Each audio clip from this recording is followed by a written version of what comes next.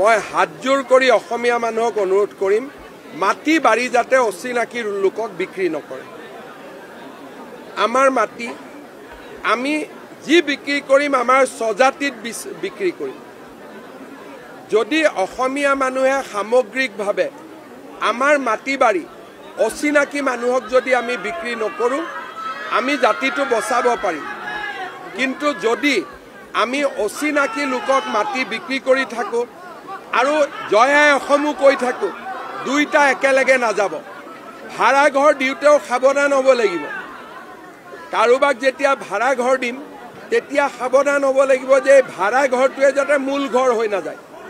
যেতিয়া জাতিয়ে একেলগে জঁপিয়াই পৰিব যে আমি ভাড়া ঘৰ দিওঁতেও 10 বাৰ চিন্তা কৰিম আৰু মাটি বিক্ৰী কৰোঁতে 100 বাৰ চিন্তা কৰিম, আমাৰ জাতিটো সুৰক্ষিত হ'ব।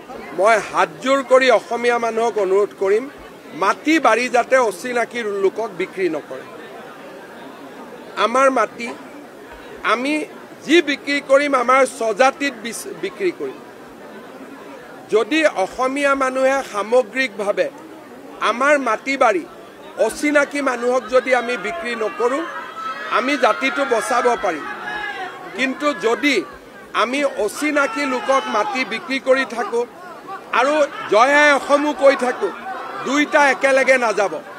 ভাড়া ঘৰ দিওঁতেও সাৱধান হ'ব লাগিব। কাৰোবাক যেতিয়া ভাড়া ঘৰ দিম তেতিয়া সাৱধান হ'ব লাগিব যে ভাড়া ঘৰটোৱে যাতে মূল ঘৰ হৈ নাযায়। যেতিয়া জাতিয়ে একেলগে জঁপিয়াই পৰিব যে আমি ভাড়া ঘৰ দিওঁতেও 10 বাৰ চিন্তা কৰিম আৰু মাটি বিক্ৰী কৰোঁতে 100 বাৰ চিন্তা কৰিম, আমাৰ জাতিটো সুৰক্ষিত হ'ব। মই হাতজোৰ কৰি অসমীয়া মানুহক অনুৰোধ কৰিম মাটি বাৰী যাতে অচিনাকি লোকক বিক্ৰী নকৰে। আমাৰ মাটি আমি যি বিক্ৰী কৰিম আমাৰ স্বজাতিত বিক্ৰী কৰিম। যদি অসমীয়া মানুহে সামগ্ৰিকভাৱে আমাৰ মাটি বাৰী অচিনাকি মানুহক যদি আমি বিক্ৰী নকৰোঁ আমি জাতিটো বচাব পাৰিম। কিন্তু যদি আমি অচিনাকি লোকক মাটি বিক্ৰী কৰি থাকোঁ আৰু জয় আই অসমো কৈ থাকোঁ, দুইটা একেলগে নাযাব। ভাড়া ঘৰ দিওঁতেও সাৱধান হ'ব লাগিব। কাৰোবাক যেতিয়া ভাড়া ঘৰ দিম তেতিয়া সাৱধান হ'ব লাগিব যে ভাড়া ঘৰটোৱে যাতে মূল ঘৰ হৈ নাযায়। যেতিয়া জাতিয়ে একেলগে জঁপিয়াই পৰিব যে আমি ভাড়া ঘৰ দিওঁতেও 10 বাৰ চিন্তা কৰিম আৰু মাটি বিক্ৰী কৰোঁতে 100 বাৰ চিন্তা কৰিম, আমাৰ জাতিটো সুৰক্ষিত হ'ব।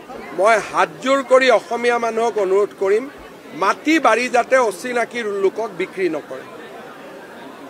আমাৰ মাটি আমি যি বিক্ৰী কৰিম আমাৰ স্বজাতিত বিক্ৰী কৰিম। যদি অসমীয়া মানুহে সামগ্ৰিকভাৱে আমাৰ মাটি বাৰী অচিনাকি মানুহক যদি আমি বিক্ৰী নকৰোঁ আমি জাতিটো বচাব পাৰিম। কিন্তু যদি আমি অচিনাকি লোকক মাটি বিক্ৰী কৰি থাকোঁ আৰু জয় আই অসমো কৈ থাকোঁ, দুইটা একেলগে নাযাব। ভাড়া ঘৰ দিওঁতেও সাৱধান হ'ব লাগিব। কাৰোবাক যেতিয়া ভাড়া ঘৰ দিম তেতিয়া সাৱধান হ'ব লাগিব যে ভাড়া ঘৰটোৱে যাতে মূল ঘৰ হৈ নাযায়। যেতিয়া জাতিয়ে একেলগে জঁপিয়াই পৰিব যে আমি ভাড়া ঘৰ দিওঁতেও 10 বাৰ চিন্তা কৰিম আৰু মাটি বিক্ৰী কৰোঁতে 100 বাৰ চিন্তা কৰিম, আমাৰ জাতিটো সুৰক্ষিত হ'ব।